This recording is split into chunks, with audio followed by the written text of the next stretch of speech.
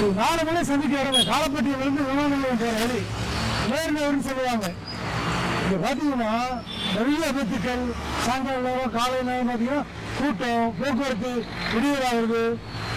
அது இருசக்கர வாகனங்களில் போகிறவங்க 3 பேர் போகிறது 4 பேர் போகிறது கல்லூரி மாணவர்கள். ஏன்னா ஒன்று தெளிவாக தெரிஞ்சுக்கோங்க, இளைஞர்கள் தான் இந்தியாவுடைய எதிர்காலம் நம்ம சொல்கிறோம் இல்லையா? அப்போ உங்களுடைய திறமை எதில் காமிக்கணும்? உங்களுடைய தெருவில் காமிக்கணும், உங்கள் திறமையில காமிக்கணும், உங்களுடைய வாழ்க்கையில காமிக்கணும். அதை சாலைகளில் வண்டி ஓட்டுறதுல காமிக்கணும்.